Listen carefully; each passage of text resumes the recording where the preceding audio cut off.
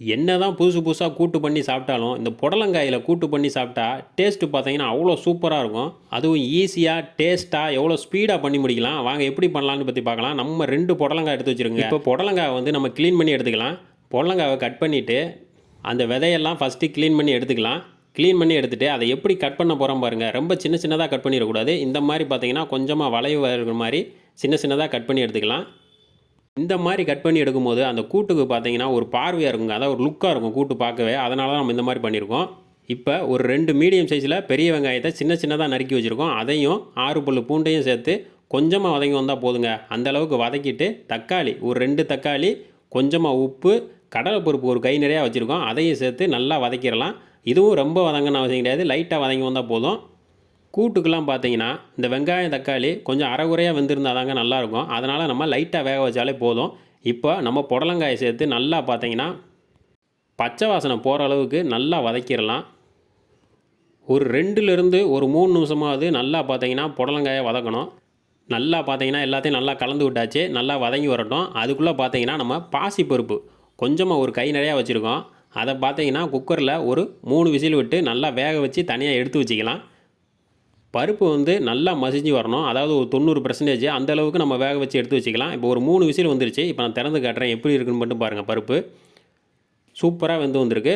போதும். இந்த டயத்தில் வந்து நம்மளுக்கு புடலங்காயில் பச்சை வாசனை இந்த பக்கம் போயிடுச்சு. இப்போ இதுக்கு தேவையான மசாலா சேர்த்துக்கலாம். மசாலான்னு பார்த்தீங்கன்னா ஃபஸ்ட்டு தண்ணி சேர்த்துக்கலாம். தண்ணி சேர்த்துட்டு மசாலா வந்து மஞ்சள் பொடி ஒரு 1/4 டீஸ்பூன் சேர்க்குறோம்.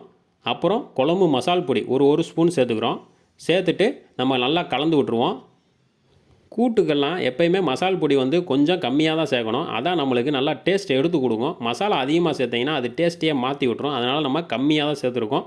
பார்த்தீங்கன்னா நல்லா கலந்து விட்டாச்சு. நல்லா கொதிச்சு வந்துருச்சு. இப்போ வந்து தட்டு போட்டு மூடிடலாம். ஒரு 10 நிமிஷத்துக்கு நல்லா புடலங்காய் வந்து வரட்டும். அதுக்குள்ளே பார்த்தீங்கன்னா ஒரு கை நிறையா தேங்காய், ஒரு 3 பச்சை மிளகாய், ஒரு ஸ்பூன் நிறையா சீரகம் சேர்த்து நல்லா குறன்னு அரைச்சி எடுத்து தனியாக எடுத்து வச்சுக்கலாம். இப்போ ஒரு 10 நிமிஷம் கழித்து பார்க்குறோம். புடலங்காயெலாம் நல்லா வெந்து வந்துருங்க. ஒரு 10 நிமிஷம் சிம்மிலே வச்சு விட்ருக்கோம். சூப்பராக வெந்து வந்திருக்கும். இந்த டயத்தில் நம்ம அரைச்ச தேங்காய் பேஸ்ட்டை வந்து இதில் சேர்த்துக்கலாம். அப்புறம் பார்த்தீங்கன்னா நம்ம பாசிப்பருப்பு வச்சுருந்தோம் பார்த்தீங்களா, அதையும் சேர்த்து ஒரு 5 நிமிஷத்துக்கு நல்லா அப்படியே நல்லா மசாலாவோட மிக்ஸ் ஆகி வர அளவுக்கு நல்லா கொதிக்க விடுவோம். நல்லா கலந்து விட்ருவோம். கலந்து விட்டுட்டு நல்லா கொதிக்க விடுவோம். ஒரு 5 நிமிஷத்துக்கு நல்லா கொதிக்கட்டும். கொதிச்சுட்டு நம்மளுக்கு எவ்வளோ திக்னஸ் வேணுமோ அந்த டயத்தில் நம்ம ஆஃப் பண்ணிக்கலாம். இப்போ நல்லா கொதிக்குது. இந்த மாதிரி கூட்டுக்கெல்லாம் நல்லா கார சாரமான ஒரு ஸ்பைசியான வறுவல் வச்சு சாப்பிடுங்க. சூப்பராக டேஸ்ட்டாக இருக்கும். நம்ம வந்து இன்றைக்கி சேப்பக்கிழங்கு வறுவல் தான் பண்ணியிருக்கோம் அதுக்கு டேஸ்ட்டாக. இப்போ நல்லா பார்த்தீங்கன்னா ஒரு 5 நிமிஷத்துக்கு நல்லா கொதிச்சு வந்திருக்கு. நம்மளுக்கு இந்த பக்குவத்தில் இறக்கும் போது நம்மளுக்கு கரெக்டாக இருக்கும்.